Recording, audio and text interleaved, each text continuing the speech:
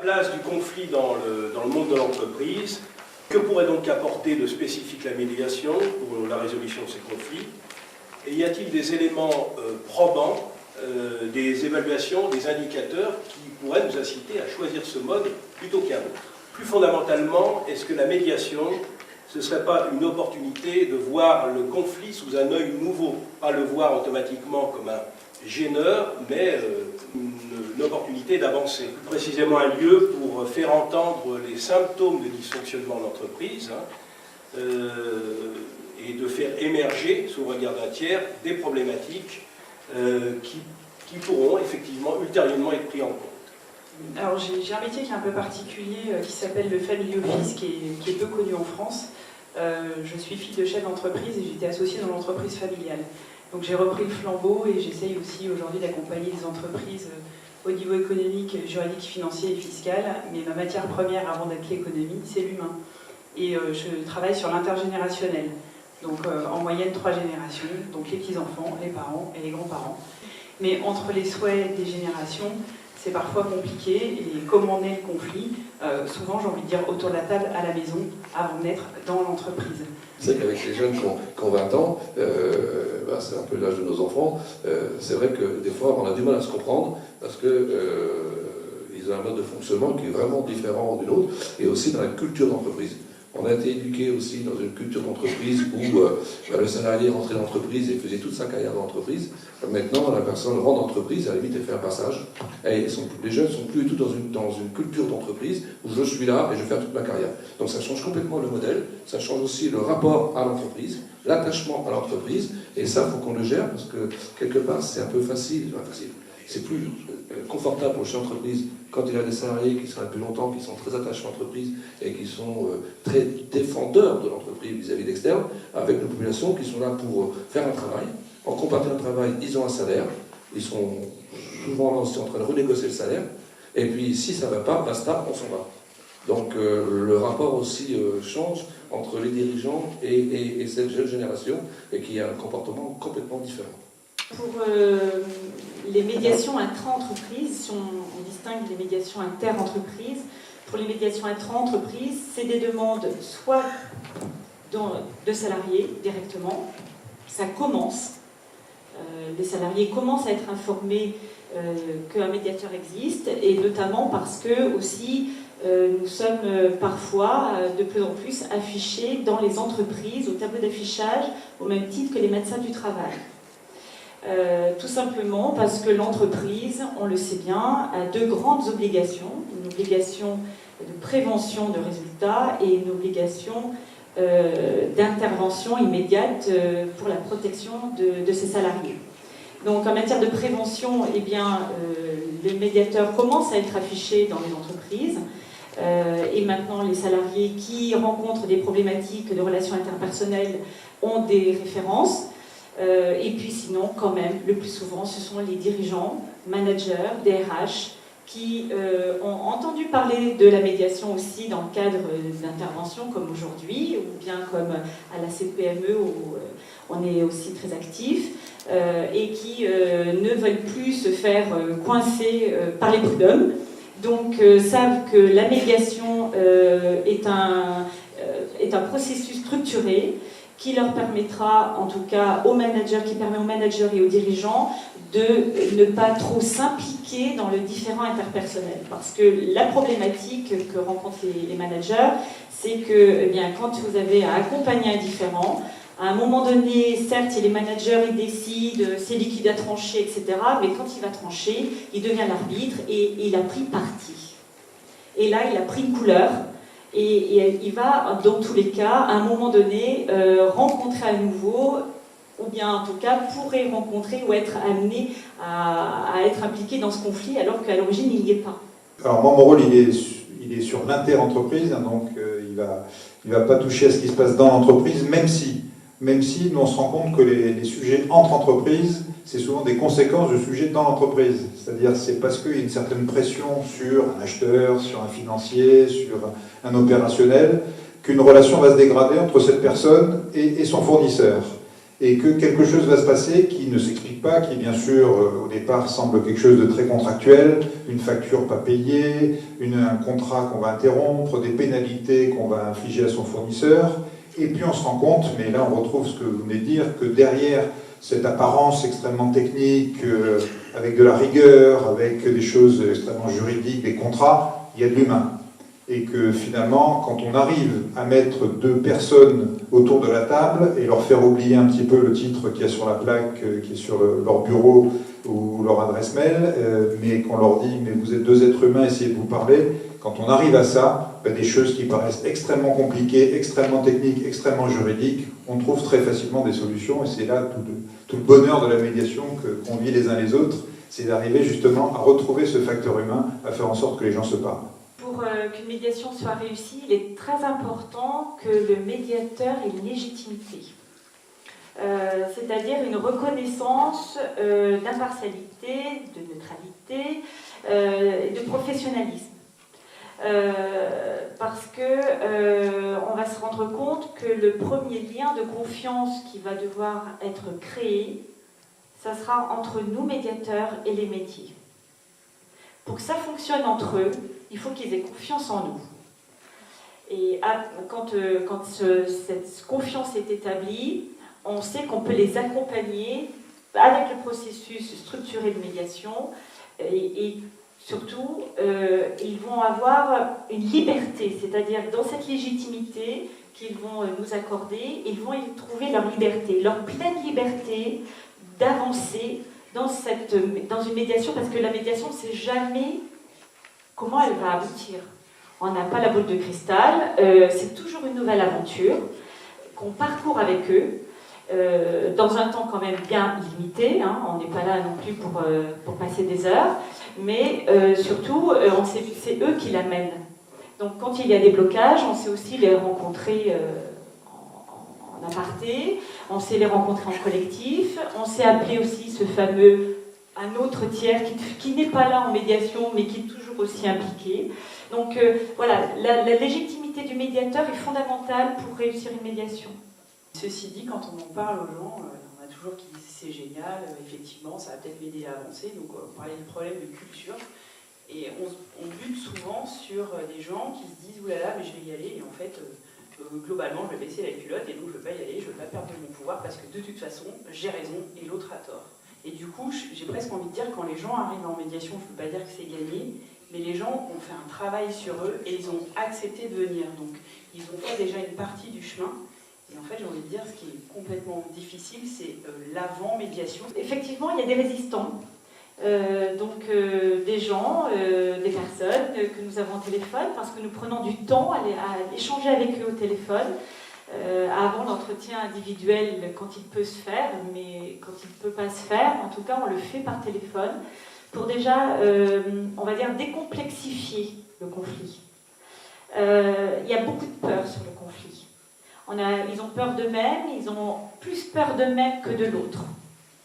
Et donc le travail que nous faisons en amont, c'est de le décomplexifier et de faire tomber ces peurs qui sont en eux, pour qu'ils prennent une part de conscience et de confiance à aller plus loin. Et je suis là aujourd'hui, justement, en tant que président de la CCI, également, c'est que je pense qu'il faut favoriser le dialogue pour effectivement éviter d'aller au tribunal. Essayer de traiter les problèmes de façon, je dirais, bilatérale ou trilatérale, en trois parties, parce qu'il y a un médiateur entre deux, mais que les gens en parlent plutôt que de passer au tribunal. Parce que le problème du tribunal, c'est que quand on va au tribunal, après ça, la relation est rompue, quoi. Si on va au salarié, on va au prud'homme, ben, il n'y a plus de relation. Après, ça se termine toujours par une rupture, d'une façon ou d'une autre, mais il n'y a plus de discussion. Et pareil avec le client. Si avec le client, on va au clash, après ça, c'est la qualité de brûlée, le client, c'est terminé. Donc, et ce que j'ai remarqué, moi, vis-à-vis des clients, entre autres, c'est que dans l'entreprise, un problème avec un client, ça arrive. Moi, je suis dans le bâtiment, donc voilà, ça peut arriver. Et j'ai remarqué que si le problème, on le prend à bras le corps, qu'on ne joue pas à la politique d'autruche, qu'on ne met pas la tête dans le sable, mais que le problème, on l'affronte et qu'on rencontre le client et qu'on trouve une solution, en général, on sort grandi de ce problème, finalement, parce que le client en face qui dit j'ai quelqu'un en face qui est responsable, il y a un problème, ça peut arriver, parce que ça peut arriver, hein, dans n'importe quel appartement de l'entreprise, on peut toujours avoir un problème, on peut toujours avoir un loupé. Donc, il faut le reconnaître, et après ça, affronter ce problème, et trouver des solutions pour résoudre le problème. Et quand on est dans cette démarche-là, eh bien, en général, les choses s'apaisent, et même on sent grandir la relation. Et j'ai vu que des clients sur des chantiers où ça s'est mal passé, finalement, le fait d'avoir traité le problème, eh bien, on a renforcé la relation, et on a mieux travaillé avec après. Je pense que le conflit est une opportunité. Évidemment, oui. Ça, c'est ce qu'on vit au quotidien dans les médiations.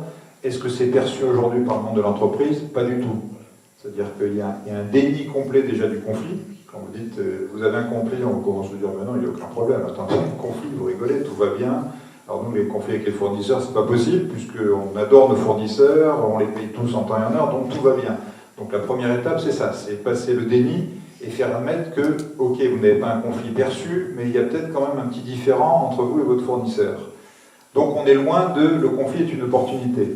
En revanche, en réalité, à l'issue d'une médiation, on voit qu'on va beaucoup plus loin que d'avoir résolu le conflit ou la difficulté ou le problème qu'il y avait entre les deux entreprises, et que ça fait évoluer formidablement les choses. Déjà, on voit, c'est assez amusant, on avait fait un petit sondage sur les entreprises qui étaient venues en médiation, et on avait vu que dans 70% des cas, il y avait plus de business entre les deux entreprises après qu'avant. Pourquoi ? Parce que quand on réapprend à se parler, on découvre plein de choses. Hein, on a fait la médiation, etc. Puis souvent, à la fin, une fois qu'ils se sont serrés la main et qu'ils ont fini par arriver à se parler, il y en a un des deux qui dit « Mais vous faites ça aussi alors ?»« Ah oui, je ne savais pas, dis donc, j'ai découvert. Ben, justement, j'ai un besoin, je vais pouvoir vous donner du business, etc. » Donc, après le dialogue, il y a une ouverture, il y a des opportunités, et là, effectivement, on se dit du conflit est né quelque chose d'extrêmement positif, c'est que d'un côté, quelqu'un qui avait un besoin a trouvé une solution, et de l'autre, quelqu'un qui avait une offre a trouvé un client. Sauf que, encore une fois, aujourd'hui, on est très très loin d'avoir passé ce cap culturel, parce que le conflit n'existe pas, et parce que la gestion du conflit traditionnel, c'est le rapport de force, c'est-à-dire je suis le plus fort, donc s'il te plaît, viens pas m'embêter. Je pense que c'est dans notre rôle de faire savoir que la médiation existe et se développe. D'ailleurs, ça va devenir un principe, puisque, si j'ai bien compris, la loi a évolué pour favoriser la médiation. Parce qu'aujourd'hui, les tribunaux sont tellement engorgés, que les procédures sont tellement longues, que c'est un moyen aussi pour la justice de désengorger les tribunaux en favorisant la médiation. Donc ça va devenir aussi, de façon tout à fait officielle, un moyen presque obligatoire de traiter les conflits avant d'entrer en procédure judiciaire. Donc ça, c'est la loi va l'instaurer, mais je pense qu'en plus, humainement parlant, il faut bien passer par la médiation. Moi, je pense que oui, il faut vraiment démocratiser cette médiation, il faut vraiment en parler pour que tous les chefs d'entreprise aujourd'hui, ils osent, c'est ce que Madame Deller disait, il faut oser faire intervenir un médiateur et puis surtout en parler autour de nous. Il faut que dans les médias, de partout, on parle de cette médiation parce que ça va faire partie de notre quotidien sur les générations qui arrivent. Les nouvelles générations, la médiation, ça va être quelque chose qui va faire partie de leur formation. Il faut que vous fassiez vos 6-6 assez vite. Et on récupère les papiers. Que pensez-vous des médiateurs d'entreprise comme il existe des élèves médiateurs dans les écoles? Alors, dans l'entreprise, effectivement, le médiateur, si joue son rôle, c'est déléguer les personnels. Donc, je ne sais pas, moi personnellement, quand je m'entends déléguer les personnels, il y a délégué les personnels syndiqués, puis il y a délégué les personnels ouvriers, salariés, qui n'a pas d'étiquette syndicale, parce que le rapport n'est pas le même. Quand je parle du délégué du personnel qui n'a pas de mandat syndical, qui est délégué voilà, aux élections, en tout cas, moi, personnellement, c'est quelque chose que j'ai mis en place dans l'entreprise.